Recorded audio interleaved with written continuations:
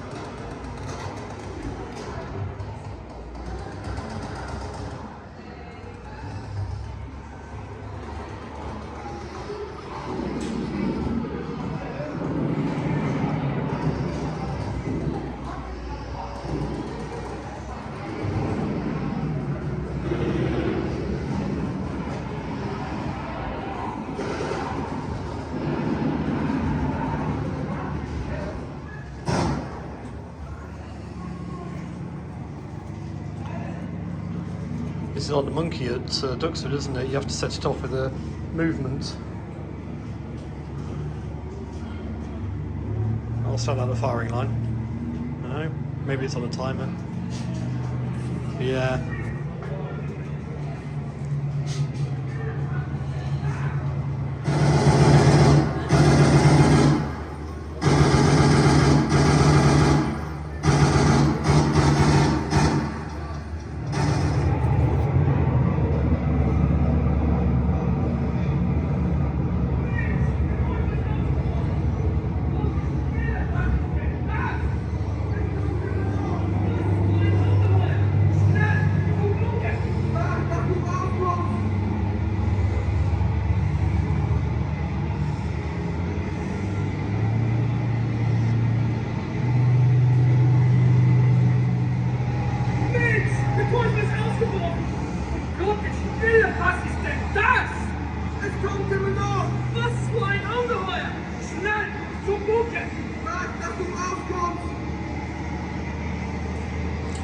Anthony, could you leave in the comments what they're saying?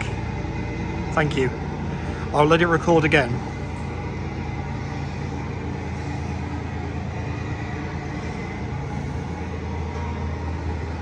Mensch, geteufels Ausgebot! Gottes Wille, was ist denn das? Es kommt immer noch! Was für ein Ungeheuer! Schnell, zum Bunker! Wart, dass du rauskommst! Gottes Wille, was ist denn das? Es kommt immer noch! Was für ein Ungeheuer! Schnell, zum Bunker! Wart, dass du rauskommst! Es kommt immer noch! Was für ein Ungeheuer! Schnell, zum Bunker!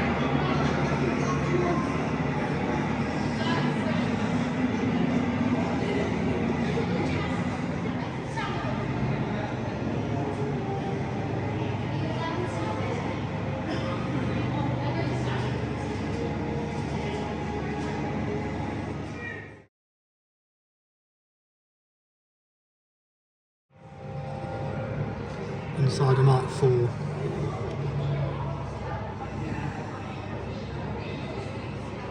This is a male with the cannons. See one over there, and I'll see one over here.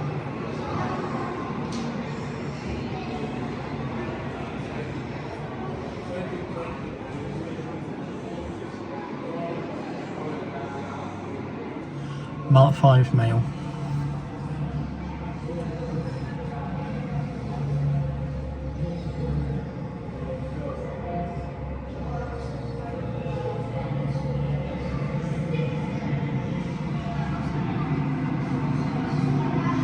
See your aiming slips there.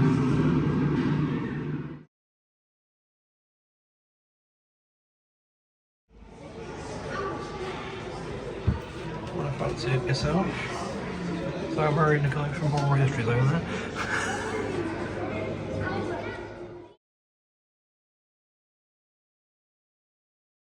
And they're fighting here as well, and they're in with the engine. Yeah. So, the exhaust fuel is really bad too.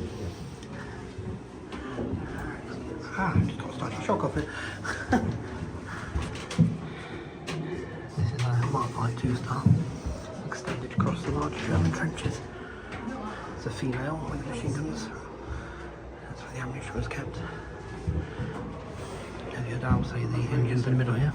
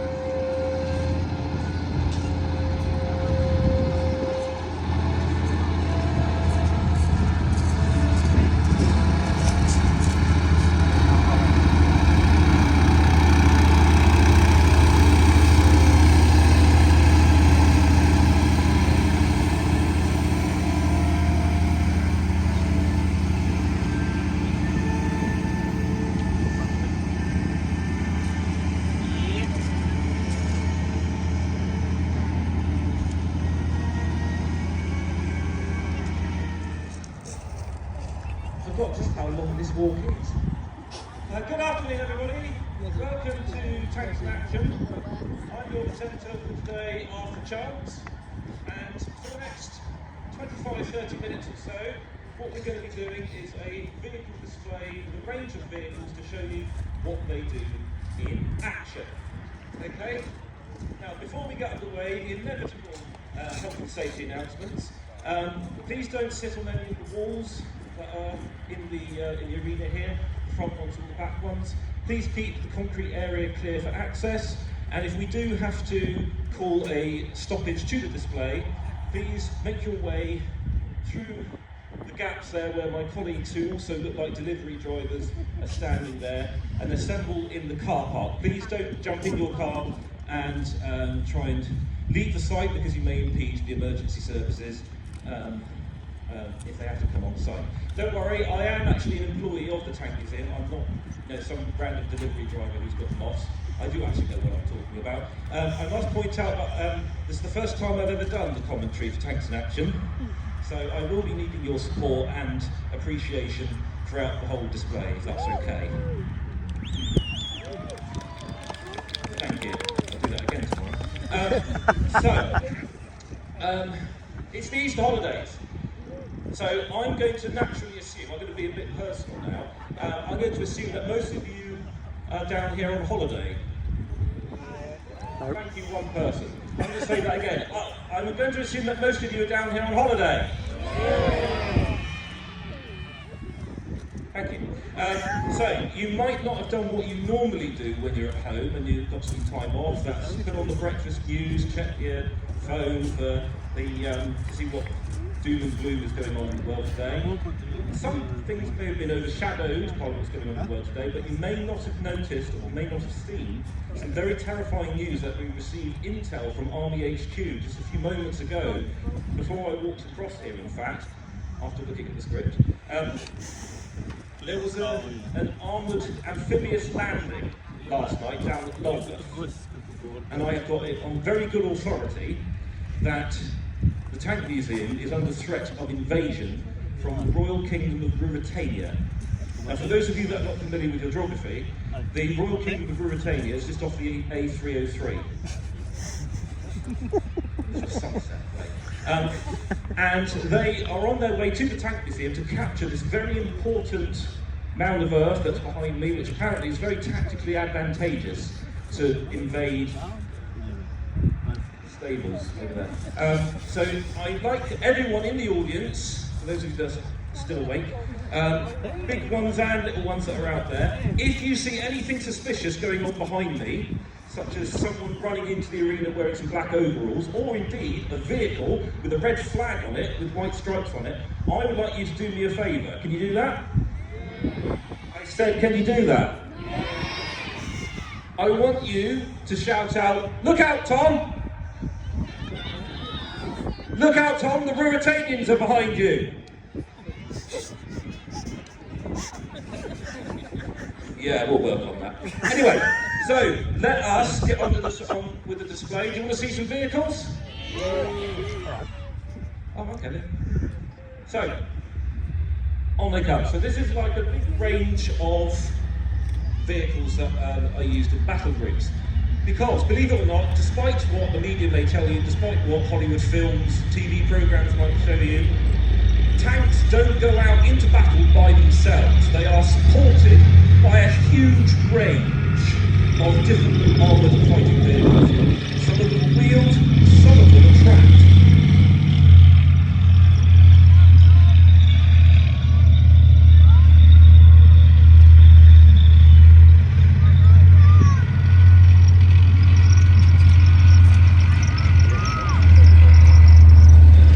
As they come around, don't be afraid to give the crews a wave.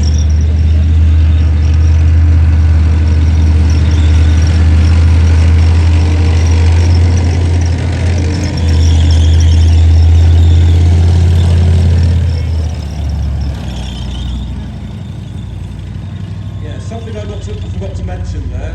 We have watered the track to try and keep the dust down, but because it's quite a hot day, you may get covered in it if you're not careful. So please be careful of the really important things like your sandwiches, camera lenses.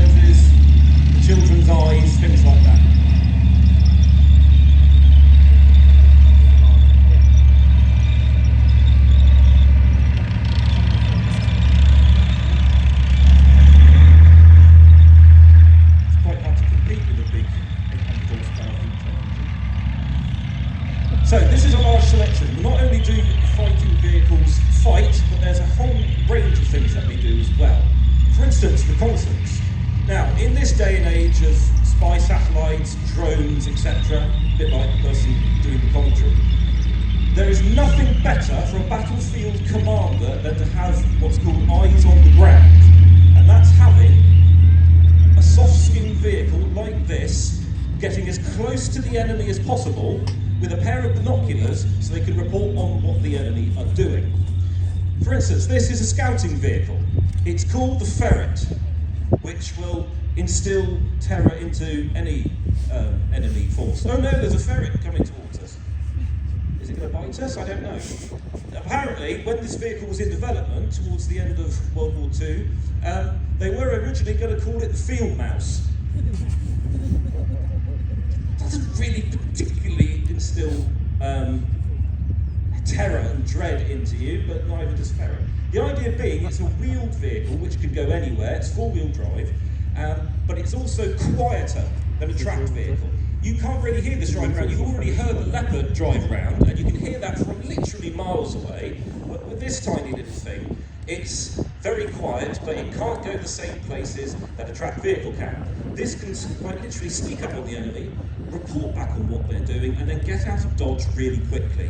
If you're travelling down a country lane and you bump into an armoured column of enemy tanks driving that, it's not really designed to fight. It's only got wafer-thin armour, and on this particular version of the Ferret, there is a one-man turret where our brave commander is standing there. There's a 303 or 7.62mm machine gun. That's only really for moral support for the crew. You give a quick burst of machine gun fire towards the enemy, and the good thing is about the Ferret is it's got 5 forward gears and 5 reverse gears. So you can literally chuck it in reverse and don't have to faff about doing a turn in the road. You can literally go as fast as forwards, backwards. Now the Ferret can get up to about 45, 50 miles an hour. It's got a petrol engine, which means it gets to at least 2.7 miles to the gallon. My Polo GTI does around the same, I know how it feels. But the idea being that it's a lot quieter than a tracked vehicle. Now this particular Ferret is actually painted in a rather groovy camouflage screen, if I can call it groovy. Is that a word that people still use nowadays, or am I head stuck in the 1960s? It's urban camouflage. Now not all camouflage is green. Now if it was a green vehicle, it would be very hard to see in the middle of this arena.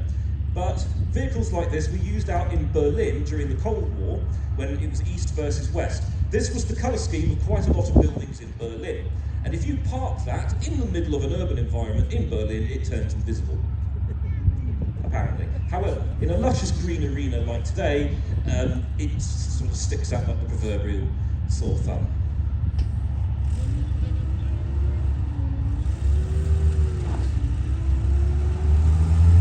Now, as the Ferret gingerly moves away, you can see what I mean by it being a rather quiet little thing. It only weighs about 6 tons. My cat weighs around the same as that. Now, if you need slightly beefier firepower, you have the Ferret's big brother. If you need to go slightly more off-road than the Ferret, you call on its big brother. This is an armoured car. It's called the Saladin. It comes from around the same time period as the Ferret, so the early 1950s, 1960s. If we have any armed forces veterans in the audience today, you might remember doing your driver training with these. It has a 76mm medium velocity gun on it, which means it can fire a plethora, which means a lot, of different types of ammunition. High explosive, it can fire armour piercing, but more importantly, it can also fire 1970s trousers. Flares. Thanks, Mum. Thanks for laughing. Well, use that. The idea being that this can be used in a firefight. It's also got a machine gun, but you don't, again, really want to fight anything bigger than a tank in it. The 76mm gun will create quite a lot of splash damage or spall when it fires against an enemy tank, but again, a bit like the Ferret, it has wafer-thin armour. So again, it's not something you really want to be caught in a firefight with. The Saladin is unique, it's got 6-wheel drive, the idea being that if you lose at least 2 wheels, you can still drive it out of the combat zone. So for instance, these 3 wheels on either side, if you drive into a minefield and you lose a wheel at the front and a wheel at the back, and on the opposite side you can still drive it out of harm's way. And apparently there is quite a lot of media attention of Saladins actually doing that in action as well. This one is quite a special Saladin. There's not many of them remaining in the world. We've got a couple in our collection. They all originally have Rolls-Royce petrol engines, a bit like the Ferret over there. This one has been retrofitted with a Detroit diesel engine to make it more economical. And in the long run, when we're trying to keep historic armoured vehicles running in the future, it lengthens its lifespan a lot. But as I said, it can go places that the four-wheel drive version can't.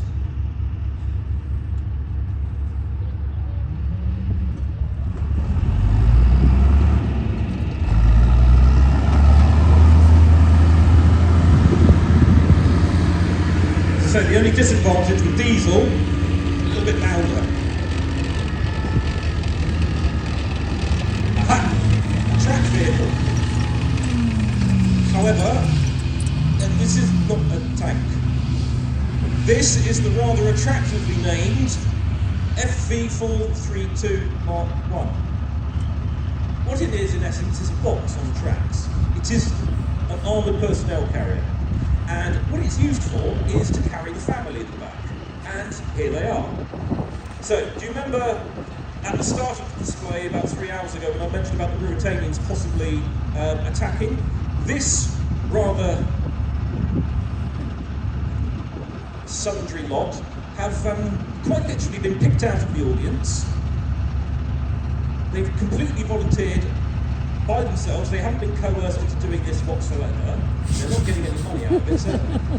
And they will be possibly used in a little demonstration later on in the display. Hopefully they've signed all their belongings over to their loved ones, because we might lose a couple. The idea with an armoured personnel carrier is it does exactly what the name suggests.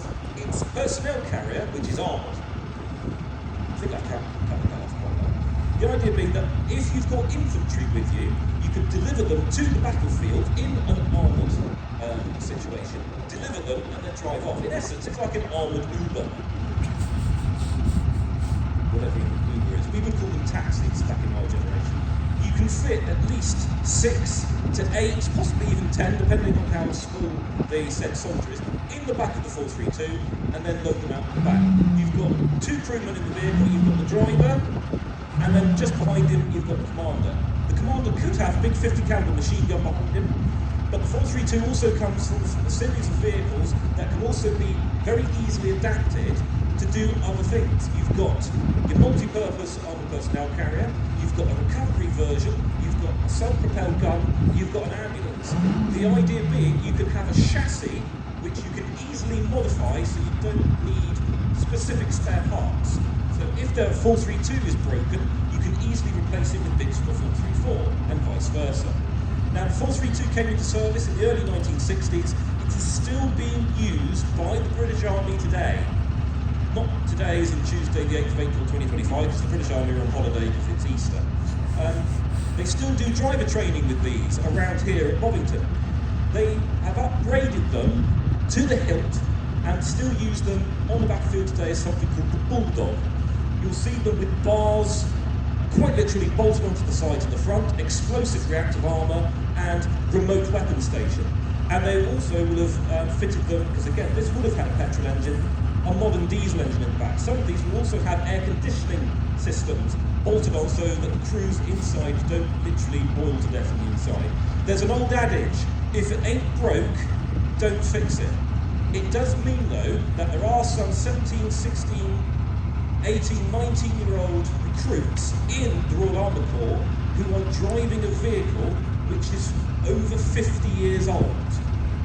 That's like learning to drive nowadays in some god-awful thing from British Leyland. In fact, one of those really.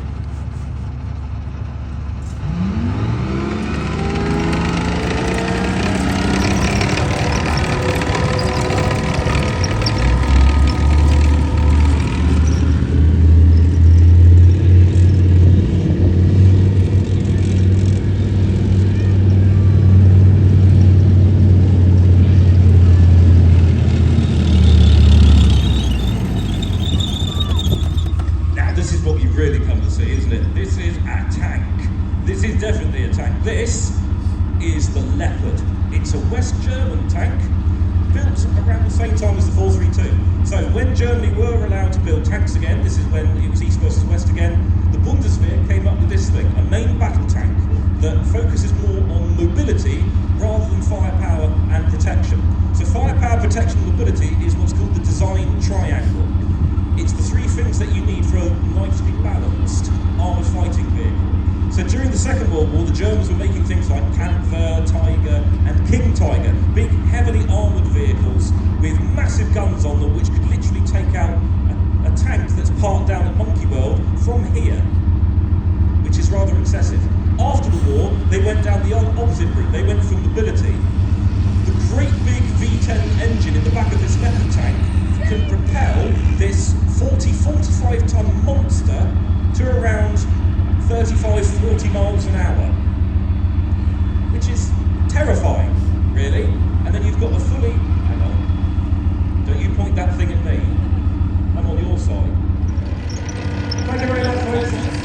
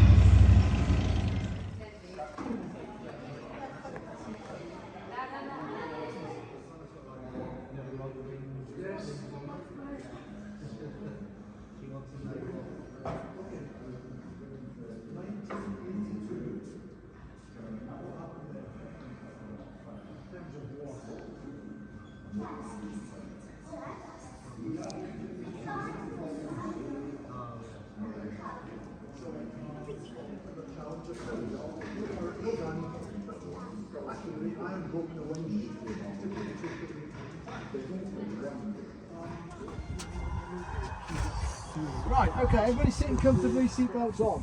Perfect. Right, good. So yeah, just going back to what I was saying, M548, American derived vehicle, they manufactured, made it, etc. back in the 60s, used it in the Vietnam War. We've got 5 here that we use for the vehicle ride. So they don't normally come with seats in, but they've been adapted so they can take passengers around. Normally they carry ammunition and cargo around the battlefield with this sort of canvas down either side and the back, okay? But there are different variants of this type of vehicle around anyway, okay?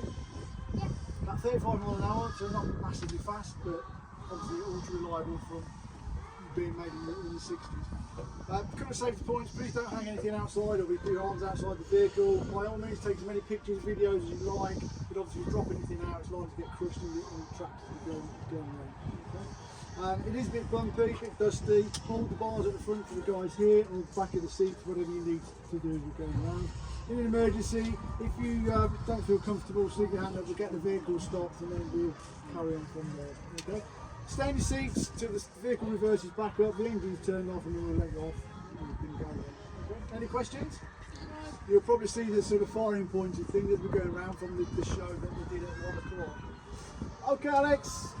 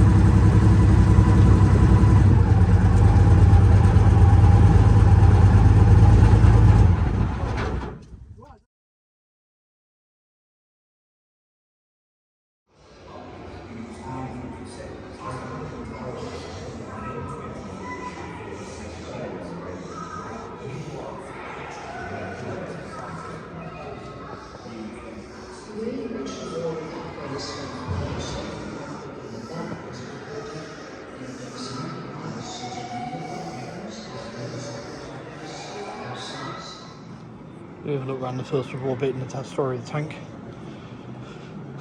Hope you enjoyed the video so far. Obviously we have Little Willie, proves the concept of the tracks.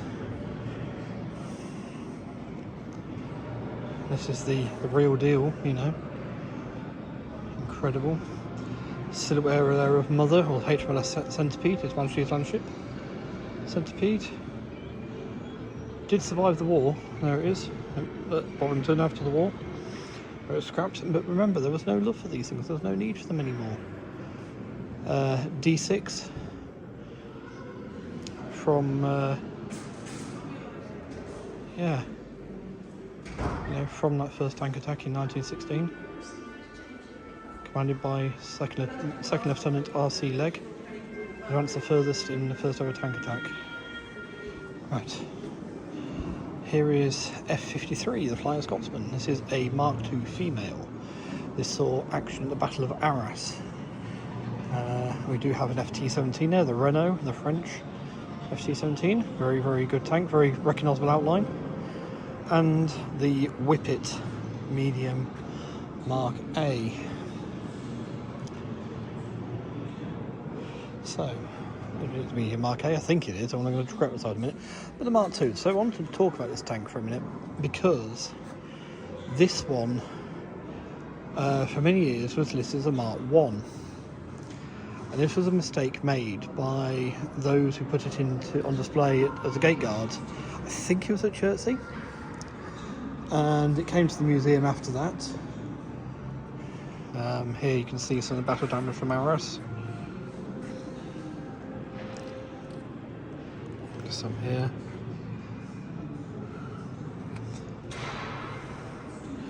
But yes, it was sort of made up as a macrolite. So a female tank has, I'll go this side because I can show you properly. A female tank and a male tank, you hear these terms. A female has only got machine gun armament like this. Okay, yeah. The male has the cannons like the ones we saw earlier in the video.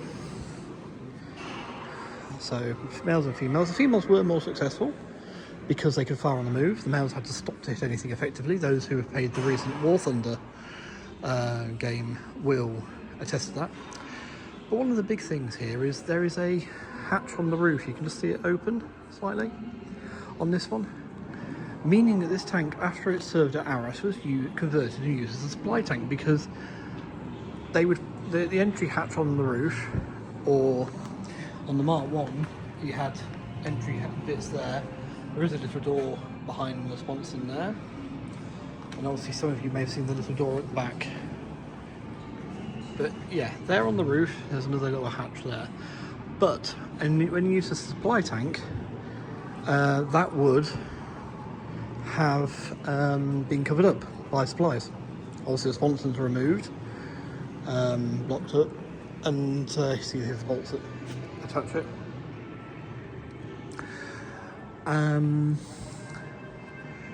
So yes, this was used as a supply tank. So what happened? Why do I bring this up? Well, apart from the fact it's interesting, is that anyone who's built or is thinking about building the Airfix 176 scale Mark I tank is building this one. This is the one that was believed, but in all honesty, to be a Mark I tank when Airfix came to measure it up. So it's got all the bits for the supply tank on it. It can be converted into a Mark II. You see the driver there, the Pyrenees. There's that commander. I can't remember if that's the commander that side, driver that side. But yes, basically, yeah, it's this is where the mistake came in, because it'd been believed it was there's a male. You see the male there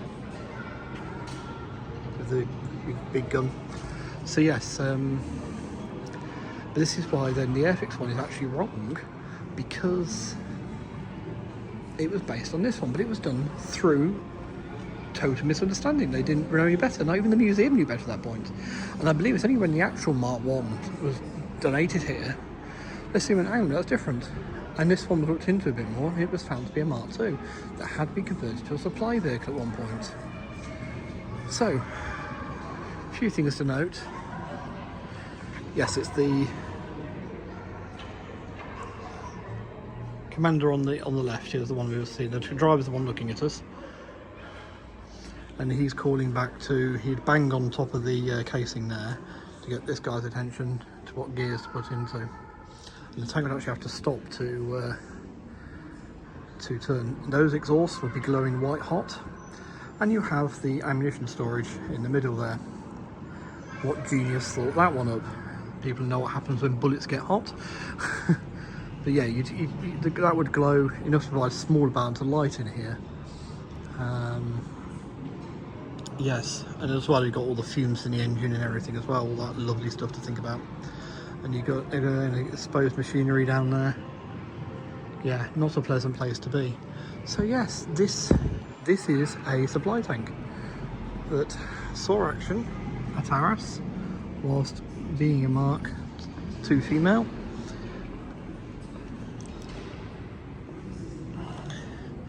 And so yes, your Airfix one, if you don't want to make the conversion, it's best actually blocking up the sponsons and converting it into a supply tank. But yeah, little bit there. Now these, for anyone wondering if you've seen this is to help it go along on the cobbled roads, because the tracks struggle to get purchase on there, so they put these wood block track links in. This just sort of clips on, bolts on. Yeah, right. Let's just go over here.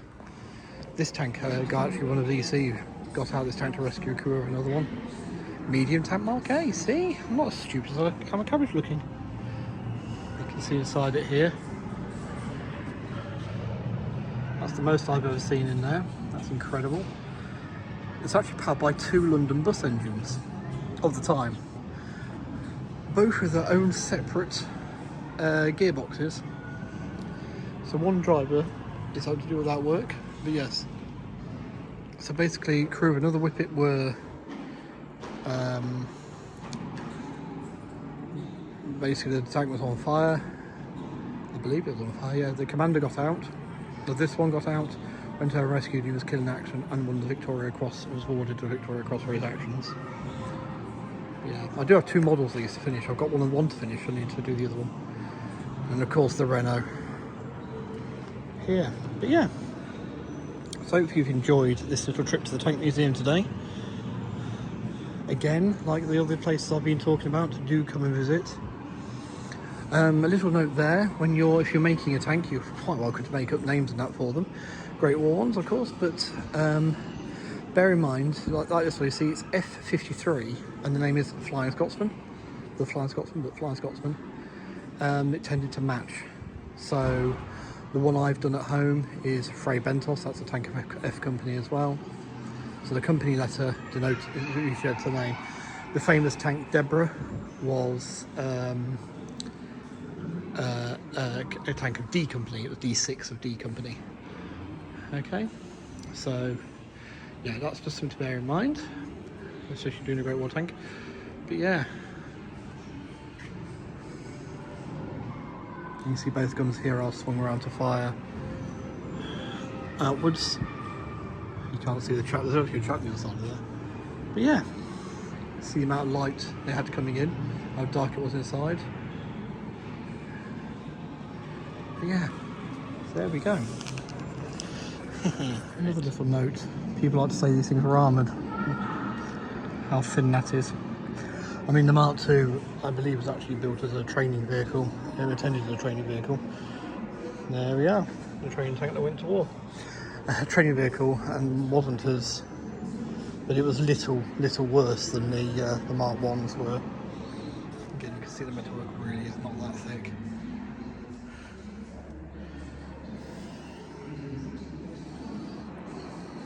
Some more damage this side. So I'd wager actually, possibly, what do you reckon? Conk into there. Mother, look at that one down there.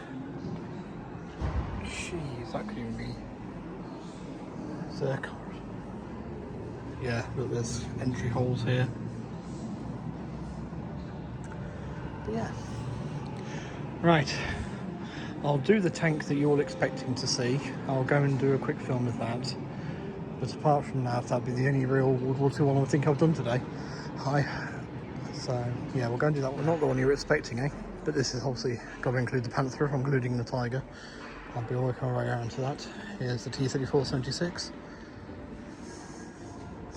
On loan from the Finnish Tank Museum. And there it is, the tiger.